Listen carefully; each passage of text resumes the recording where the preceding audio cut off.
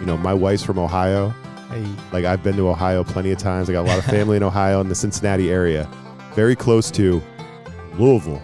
I mean, it's not Louis. Like, it's not Louisville, Mike. It's Louisville. All right? You got to work on that. You try to picture you have your mouth full of bourbon when you're talking Louisville. Well, let me try. Louisville. that was better.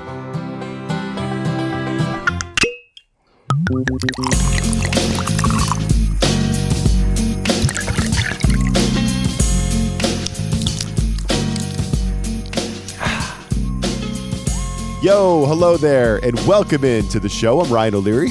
And I'm Mike Zika. And this is the Bourbon Playbook. It's fantastic to have you with us for episode number 3 of the pod.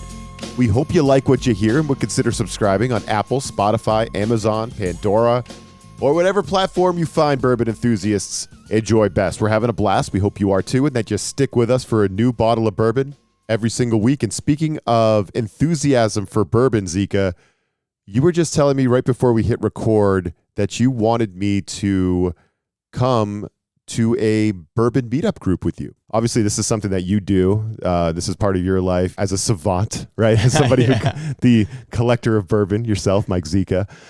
Me, O'Leary, still learning this thing. So if I were to come to a bourbon meetup in Minnesota, what the hell would I be getting into? Like, I'm picturing like a Fargo situation, like what's a Minnesota bourbon meetup? Yeah, other than a bunch of trouble from your wife because you say you're going to be home at 10 and you roll in at 1. Yeah, there's no chance. Yeah. Yeah, no, honestly, it's a great time. I got involved with a group of guys. Typically, we have a lineup. We have a specific theme. We'll have maybe a distillery. So Heaven Hill will be one night. Michter's will be another night. Buffalo Trace, or we'll have specific types of batches, or even, a single barrel night, small batch night. It all depends on kind of what we're feeling. And it's kind of fun because you look forward to it, right? So a lot of these guys that I meet up with have much better bourbon selection than I have. So for me to kind of dip my toes in the water, try to understand, the tasting notes and really get a chance to try these really expensive bourbons that I can barely afford and you're never going to see on a shelf. It's just a super unique experience. So it's great, man. We typically just, we got our classic Glen Cairns. The table's set. We got some crackers, some oysters, the whole nine. We'll have a grill out, ahead of time sometimes. And it's a really good time. We just kind of go around the table, taste the bourbon, go, one by one, kind of, BS a little bit about sports, have fun, whatever what's going on in the week, very similar to the pod. And then eventually we'll just wrap it up and really just kind of discuss a little bit about, what the price points are, where to find this, and really just kind of rank them, 1 through 10. A lot of times we'll do blind tastings, which is my favorite, because a lot of these guys can call out specific, bourbons, what proof, specific batches they are. Whereas me, I'm just sitting back trying to kind of let it all sink in and really get a better understanding of what do I like what is my palate telling me, and ultimately just kind of sticking with the crew and trying to understand better of exactly what they're thinking of when it comes to these specific bourbons. So for me, it's just a great time, and it's a good time to get together with the boys and have a little hay down. So yeah. It's fun. Good camaraderie. Yeah. So I feel like if I do come with you, and I want to experience this would be new for me. Yeah. Usually I drink bourbon, as I've said before, on my couch, like in front of the TV, like it's not a bad place. Put a game on or something. Yeah. I think for me, if I was at one of these meetups, I just fake it till I make it type deal. Cause I would have to sit there. I wouldn't want to put out the vibe that I'm such a novice, right? When it comes to it, that I'm really just sitting at home drinking Woodford or, or Eagle Rare or whatever the hell, like I think is a good bourbon that I pick out when I'm shopping, grocery shopping. And then, ooh, look at this nice Angel's Envy, like this is life for me.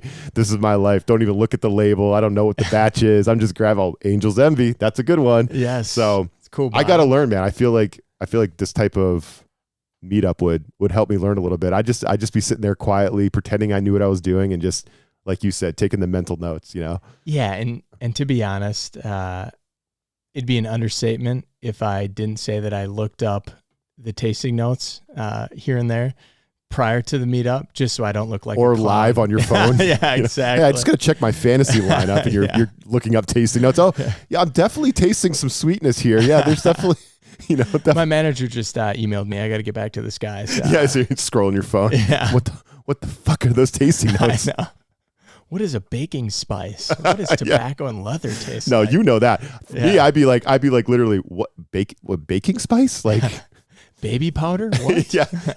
Yeah, guys, definitely tasting a little baking spice up in here. Like that, I would not be able to do that and sound cool at all. Like I would sound like such a freaking loser. But I'm not picturing your group, from what I've heard through the Vine. Like I'm not picturing them being super intimidating, right? These guys are like, didn't you tell me like these dudes you meet up with are like IT dudes, basically? Yeah, they're all IT guys, and obviously being an IT recruiter, it fits the mold, right? It just absolutely, you know, a couple peas in a pod. It's a great time, man. Honestly, super easygoing guys. But I mean, that's what you get around the bourbon community too. You know, you have your guys that are definitely pinkies up. You must know the notes before you try. But ultimately, these gentlemen that I meet up with, super open, you know, when it comes to sharing different bourbons. If there's anything that's, you know, on their shelf, they'll typically open it for you. And it's just great camaraderie, like we said before. You've never hosted? I have not yet since I moved into the new pad, but I just, you know, I feel I got the bourbon cave, which is great. It's in my unfinished basement. It's basically in a mechanical room, if people can picture this, and just with a bunch of Vikings pennants. It's in a chair you bought at Goodwill. It's like it's the most phenomenal little man nook that your wife hates. I you know, it's heaven down there for me. I love going in your little man nook. I do. It's tremendous. And there's a ton of bourbon in there. Yeah. You have a ton. Yeah.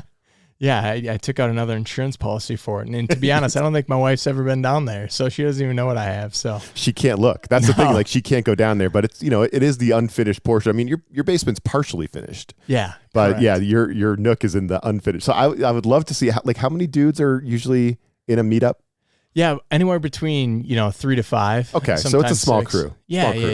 yeah. And they're all big fishing buddies too, outside of the pod, fishing, hunting. You know, that's all they do. Big musky fishermen, hunters, outdoorsmen. You know, your typical Minnesota, salt of the earth. Yeah, Wisconsin, Minnesota guys. So, love it. Yeah. Dude. So you would probably have to just like have them sit at the kitchen table and bring up some bottles here. Literally. And there. Yeah. So well, that could be my job, but I'll just come over and like shuttle the bourbon up and down and act like I'm helping out. So we need a good butler, you know? Yeah, that would be me. I'll dress nice, you know, I'll do the whole thing. So, all right, we got it flowing here. This is good. Bourbon pour of the week. You want me to kick this thing off this week? Let's do it. What'd you call it, man? What do we got? I think it's a celebratory pour for me. You know, I don't think this always has to be like I'm down bad, I need a bourbon, although life comes at you, right? So that'll happen. But it's a celebrity. I mean, not celebrity. It's a celebrity pour. Yes. It's a celebratory pour because this past weekend, man, 1 year in Minnesota. Hey, yeah, we hit the 1 year mark. Welcome. Yep, we hit the 1 year mark since moving the family out here. We came from the East Coast. I'd lived in one state my entire life. Got my first job in New Hampshire. Went to high school in New Hampshire. Went to college in New Hampshire. Bought my first house in New Hampshire. Met my wife at the time, my future wife, in New Hampshire. So obviously coming out here, a little bit of reservations, right? Moving across the country, a little nervous having a toddler, you know, of like not knowing anybody, not having family, not having established friends out here. And my guy, like, here I am. We're recording episode 3 of the pod with my neighbor. Let's go. Our wives are upstairs drinking wine together right now. There's tons of camaraderie in our neighborhood. We've talked about it before. Like, you know, I think a bunch of dudes are getting together on Sunday to watch some football. Yeah. So it's just good vibes right here. I'm feeling it. I'm feeling like this was a good, solid move. It's been nice to get out of my comfort zone a little bit, come out, meet some new people. Yeah. I think I'm establishing some like lifelong friends at this point, right? For the rest of my life. Like it's pretty awesome. Never mind my kid being 3 years old, about to turn 3, and all the people I'm going to meet through him, right? Through his daycares and school and all the different parents we're organically meeting that way too. So it's been a good move, man. So pour one out, like a little bit of celebration there, little cheers there for that one. That's where I'm at. Where you at? I love it, bro. Yeah, no, man. It's obviously the neighborhood, you know, just forming together, having bonfires all the time and just running into your neighbors. I swear to God, I can't even mow my lawn without saying hi to either, you know, my 65-year-old neighbor or all the boys here just hanging out, you know, asking me how I'm edging, what I'm, what I'm using for lawn fertilizer. It's a lot of lawn talk with the boys, which is perfect, right? That's like the perfect conversation with your neighbor. Like, man, how long are those blades over there? Are you cutting that thing at 3.5? Like, where are you at? So, oh God, it's like, how often are you watering that thing? Oh, that's it. Yeah. The yard talk with the neighbors, especially among the boys, never fails. Priceless, man. For me, man, I'm gonna have a little twist from last week. State Fair Part 2. Oh yes. Okay, all right. So I had a nightmarish experience. I rolled through it in episode 2 of the pod. If you're listening for the first time, definitely go check that out, because it was. I thought I had stepped into hell. You know what I mean? Like it was like a boiling. You're basically everywhere you turn, you're in someone's armpit. There were so many people. You could not get around. It was kind of a nightmare. I don't know if I'll be back anytime soon. So you went on, like, I saw you before you went too, right? I saw you outside. Monday. So you went on Labor Day. You went on Labor Day. The day. Okay. Yeah. Okay, go. Yeah, man. How about this? I'll set the scene for you. Okay. So we're heading out. I'm about 6 IPAs deep. It's a combination of grease and hops kind of swaying around in my belly. And we're on our way out. And all of a sudden, I'm starting to sober up, and I realize we parked about 1.5 miles away. Parking is a nightmare. There's no easy way to do it. It's terrible. And before that, we sat and waited for a bus to come at the bus stop in Burnsville, and we waited for like an hour, probably about 45 minutes.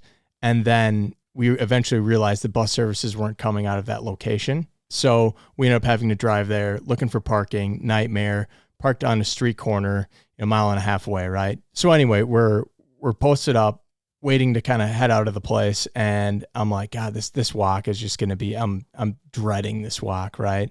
And then I'm actually with my cousin, and my little cousin he's got a son as well, and he stops, of course, because he needs a fried pickle. So we get some fried pickles. I get a massive pickle myself. I'm gnawing on that, trying to, hopefully this will hold me over for the next 30 minutes while we walk to our car. And then he has to stop again, right? He gets a ninja sword. And mind you, he's 3 years old, tons of energy still after like 5 hours of being at the fair. This kid he doesn't run out of energy. It's amazing. And, he takes out the sword. He's swaying it around. His mom's like, get back in the stroller. And of course he doesn't listen. And the entire time walking back, I go, geez, I'm like, take it easy, Jackie Chan. And he's like, no, my name's Jackie Sawyer.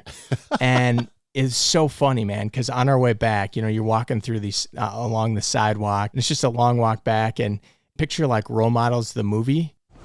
Okay, we lost a man, but we can still do this. It's not the manpower, it's the power of the man. Shit, this kid really jacks you up. I want you to go left through these trees. His lackeys are pretty strong, but Dad with the blade cracking is the one you want. He's the one built like a brick shithouse. Leave to us, are you? Good luck, mi amigos. It's like he's running up to everybody, trying to LARP them, with his sword.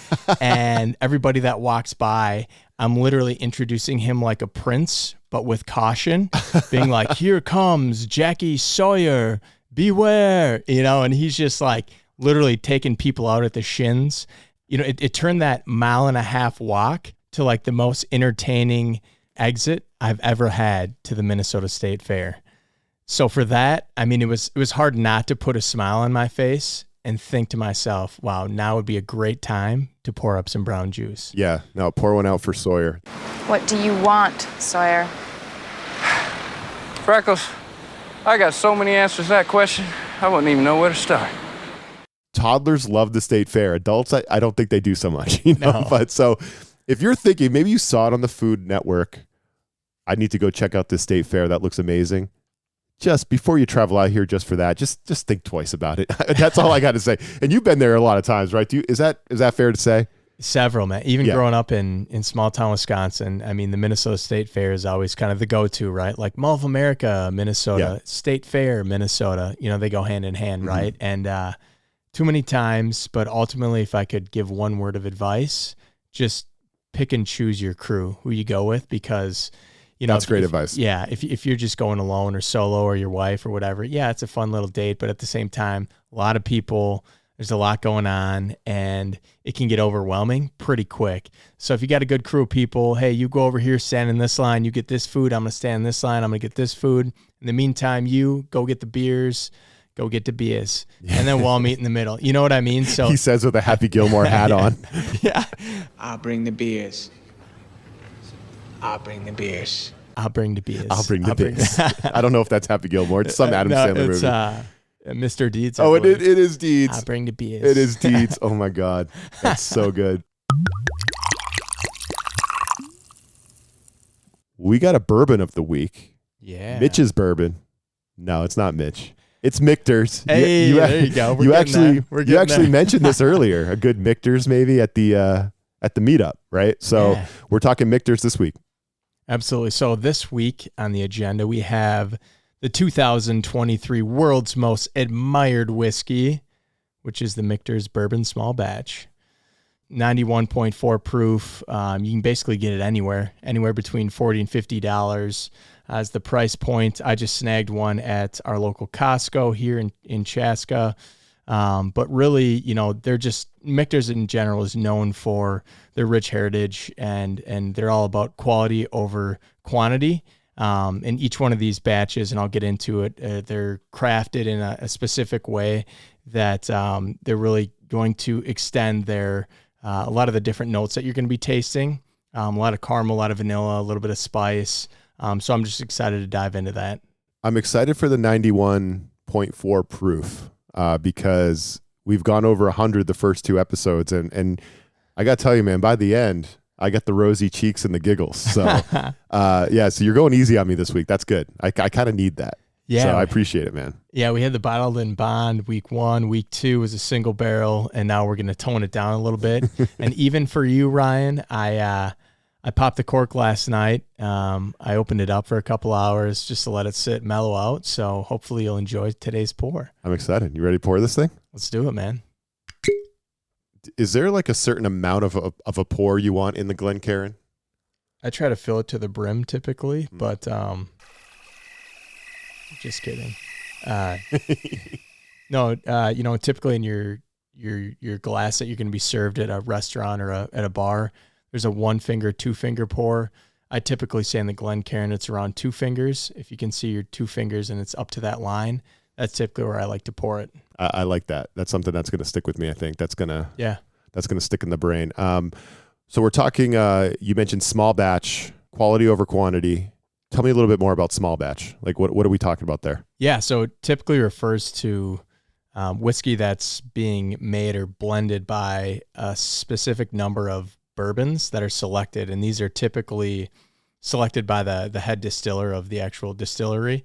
So the biggest thing is their selective process and the limited quality, right? So a lot of the larger manufacturers are going to produce a ton of bourbons, right? And it doesn't really matter across the board of what specific, mash that they've made. They just want to push the product out, right?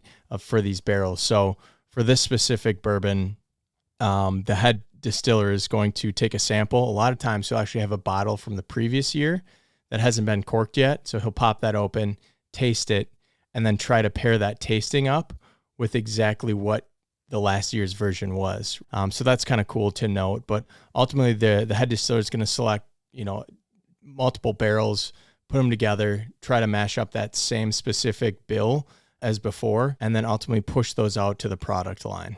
That's interesting.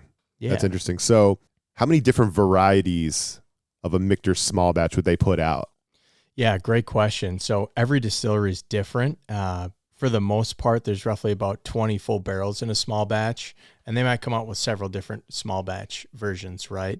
Because you obviously see a lot more on the shelf across the country. But your typical barrel in general is about 53 gallons, so about 150 to 200 7.5 bottles come out of that, right? So that's just something to kind of keep in mind.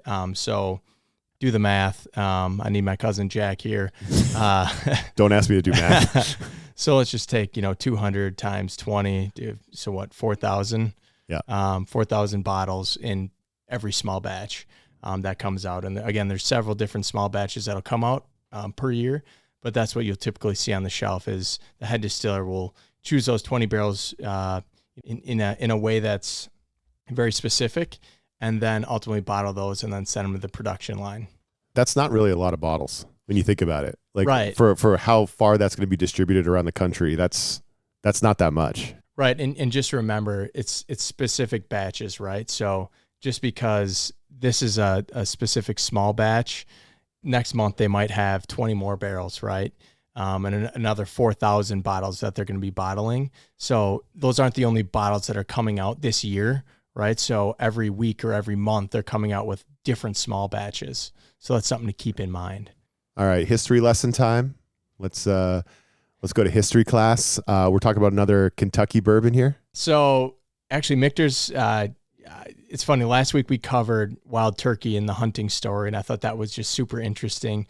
Michter's is also fairly interesting as well. They operate out of Louisville, Kentucky, but they were technically around in 1753. Right? They're founded by a guy named John Schenck, which in turn is kind of funny because Schenk's is one of their Delicious Legacy series sour mashes as well. We'll eventually cover that at some point along with Bombergers, which are fantastic bourbons in the line of Michter's. But yeah, so it was originally out of Pennsylvania. Actually, they were mainly known for producing rye whiskey at that time.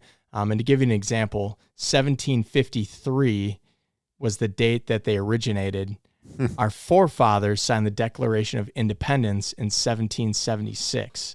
So you do the math. We've been drinking that swish for a long time, buddy. Yeah, that's getting into the weeds in the history. It is. I like that. It is. And you'll always see kind of the U.S. and then it has the number 1 on all of these bottles as well, on the American whiskey, the rye, the bourbon, and the sour mash.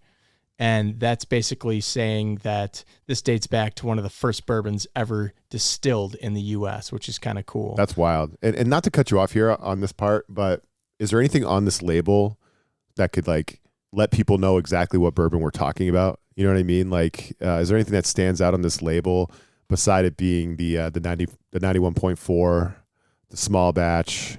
Would you say it was the world's most admired whiskey? Yeah. Is that right on the label?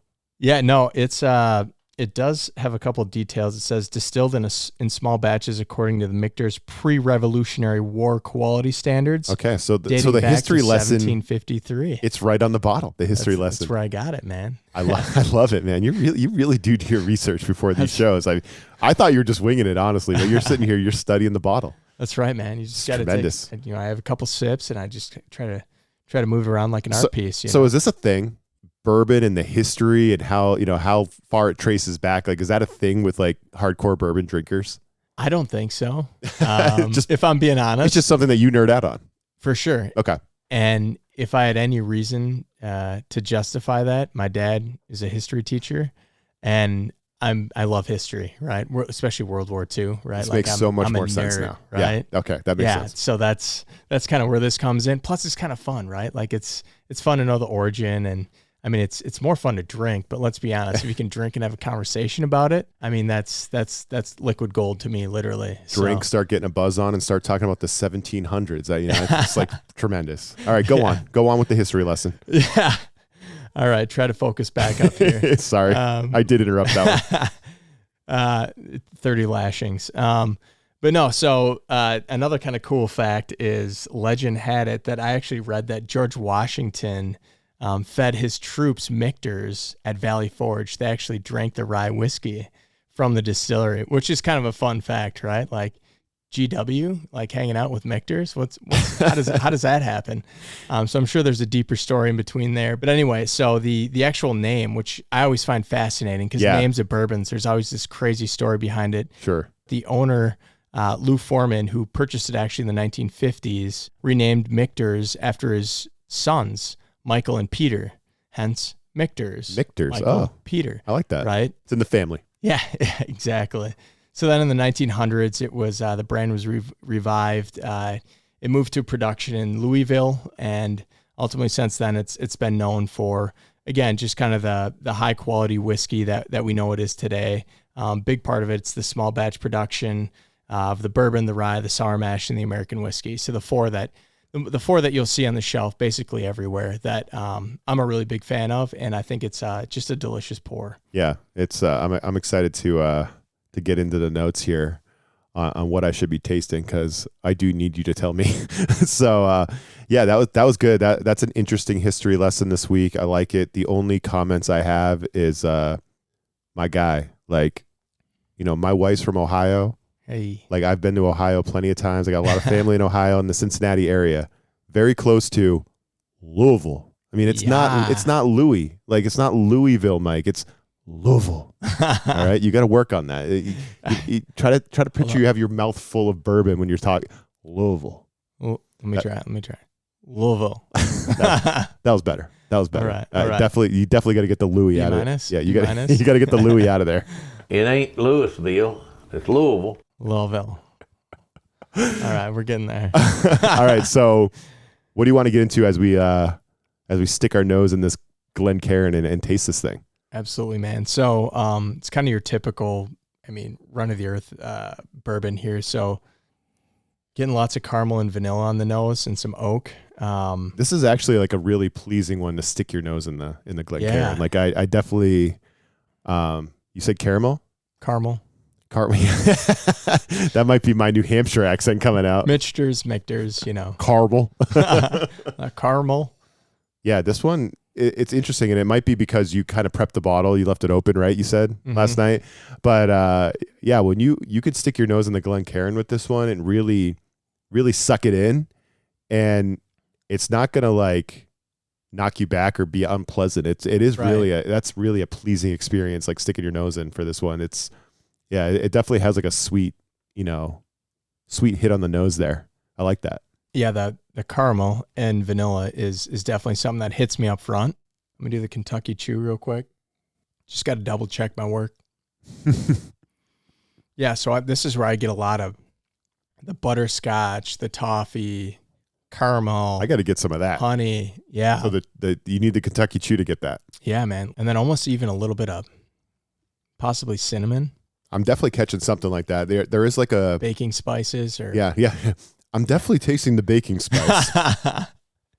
Yeah, there is something like it's a spice, and it's a little bit of a kick, but it's not too hard. Like you were right. You thought this one would go down a little bit smoother than maybe the last couple that we've done. Yeah. And it is. Like I could sit here and sip on this and be fine. Hold conversations with people, keep my shit together. Yeah. Right. I wouldn't be sitting there like choking on it, like I might with some of your 100 proofs that you break out in the man cave. Yeah. And dude, I'm a huge coffee guy. Yeah. Like I drink black coffee, I like respect black that cold brew, like everything black with coffee. Maybe it's that toffee and butterscotch. I don't know if I'm quite grabbing it yet. I still have to, I got to train the palate, or I got to connect the palate with the brain. But there is something that is drawing me to this bourbon. I really do enjoy this one. And maybe it is that butterscotch toffee, those typical flavor, like in a flavored coffee that you would typically get, those notes. I think there's something, there might be a connection there, because I am a huge coffee guy too. Coffee and bourbon. So the dehydration in my life is definitely a problem. Yeah, no, I mean, this one's, it's very smooth. I think it's got on the finish, it's a little long. I mean, it definitely lingers in your mouth. For me, again, it's that butterscotch, toffee, honey, caramel. Caramel. We're getting to the point where I'm already getting a little bit rosy in the cheeks. So this is good. It's a good problem to have. 100%. Yep, 100%. This is a good bourbon, man. This is a good pick. It is. It's fantastic. I think it's, it's your run of the mill. Like I said, it's something you can find everywhere. And again, these first couple episodes, I just wanted to cover the basics. Here's a price point that I can afford, that my wife's not going to, hang me out to dry or make me sleep on the couch. You can find it anywhere. It's fairly inexpensive, and it's just a good bourbon. It's something that I think, a question I get a lot is, hey, Mike, what would you bring to your buddy's house? I got a football game coming up. I got, I'm hanging out with the boys. I'm going on a trip, bachelor party. What are you seeking out on the shelves? And so far, each one of these bourbons that I've recommended or that we've tried are ones that I would probably bring to one of those specific events, right? Yeah. So, and they'd all be home runs, honestly. Like they were all, like if you brought a wild turkey to like a bro meetup or whatever. Yeah. We're watching football. You brought the wild turkey. I would have been like, "What are you bringing the wild turkey for, you old fart?" And then I would try it, and I'd be like, "Holy shit, this is phenomenal." I really loved the wild turkey last week. Yeah. So I got to get myself a bottle of that. But yeah, this one is tremendous. I'm a big fan of Michter's. Yeah. This is great. It's a hell of a bourbon. A little bit of spice to it. You can definitely catch the fruity notes, I think, when you stick your nose in there and really breathe it in. I definitely catch a little fruit. I'm starting to learn. A little bit. No, it's good. I don't know if I would have said toffee or caramel. So that's something I got to work on a little bit with this one. I'm not catching that quite a bit, but definitely the spiciness and would you say dark fruit? Yeah. Yeah. Yep. I think I'm definitely catching that on the nose and on the palate a little bit. But this is not one that burns when it goes down. This one is smooth. This one's danger, right? Yeah. At 91 proof, I could sip on this without an ice cube all night and be happy. Right. And then be in a coma later Yeah. on. So that's exactly where you want to be, especially if you're watching the Patriots or Vikings, right? So it's good Pat's bourbon. Good Pat's Vikes bourbon. 100%. Yeah, when they kick off at noon local time. Yeah. This coming weekend. It's gonna be a long day. Speaking of sports, man, I gotta bring up your hat. Yeah. So Fire away. I'm a huge Bruins fan. Huge. I love the Bruins. Big hockey fan. Respect. That's why I'm fitting in just fine in Minnesota. I actually made a good friend of a dude who is another dad at the same daycare my son goes to. Okay. But he lives in the neighborhood. We found out that, we all live in the neighborhood. So we've gotten the kids together and we're becoming pretty tight with those guys. And one day we were trying to figure out what to talk about because he's got a golf simulator in his basement. Like he literally had his ceilings in the basement at, he made sure they were 10 feet high so he could put the simulator in. Yes. I think that is pretty badass. Yeah. I love golf. I'm not a big golfer though. I'm not like super into it. I don't go very often. I have to be invited by people who don't mind me sucking with them, right? Same. And that's how I roll on the golf course. So he is just like, he could talk golf all day, but I can't really talk golf with him except for like, yeah, I love to play, but I blow. Yeah. But then we started talking hockey and it was just like bromance, love it. Like hearts in the eyes, the old cartoons when we were growing up, so we really bonded over the hockey. And I say that because you're wearing a Happy Gilmore hat this week. And it really hit me like as we started drinking on the podcast and recording. And yes, this is the end of the pod when O'Leary starts to get a little off the rails as he sips on the near 100 proof bourbon. But you're wearing a Happy Gilmore hat that has a Bruins jersey. Hell yeah. That says Gilmore 18. And it just says under it, just tap it in. That's your hat. Where did you get this hat? And we've been doing this show all night, and just looking at that little Bruins jersey is giving me my like sports nerd like movement. In the nether regions, like I see a Bruins jersey or the Bruins logo, and I'm like, ooh, yeah, hell yeah, that's what's up. So your hat has really been. I don't want to say turning me on. That's a little too far, but it has. You can be honest. Yeah, it has. It's a sharp hat. It's brought great joy to my life, and I need to know what's the story behind this hat, and where can I buy that? That thing is phenomenal. If I'm being honest, it's just another one of those Instagram. Oh, that looks cool. Would it look cool on me? Is this actually? Am I actually going to get this delivered to my house? Or are they going to take my $30 and run with it? And that is worth $30. This hat I'm looking at right now is worth $30. Let me check the brand. Oh, Birdie Boss. Okay. Our next sponsor's on the show here. So Birdie Boss, if we're open listening, for money. If anyone wants to sponsor us, shoot us some tips right Absolutely. here. Yeah, dude, I just that hat it's been doing it for me. And you're a guy with like a nice big head of hair, good looking guy. I got some lettuce. You in your early 30s? 34. Yeah, so I like to say it's still early. Yeah, still a young buck. I'm pushing 40 over here. But yeah, that hat was doing it for me, man. You might not be allowed to wear that again. Respect. I've been wearing this around my wife constantly, and she hasn't said anything. Yeah, so no, I appreciate the kudos, man. Get me going. I think it's the little Bruins jersey. I just can't get over that. It's that's the nerd in me, man. That's the nerd in me. Damn it! Is that goal regulation size or what? Jeez! And that's a wrap on another episode of The Bourbon Playbook. I'm Mike Zika, signing off with the hope that your next bourbon is as smooth as my exit lines. Though I can't guarantee that. And I'm Ryan O'Leary. Until next time, keep sipping, keep smiling, and remember, if your glass is empty, it's time to pour another round. Cheers, guys. Stay classy. Cheers.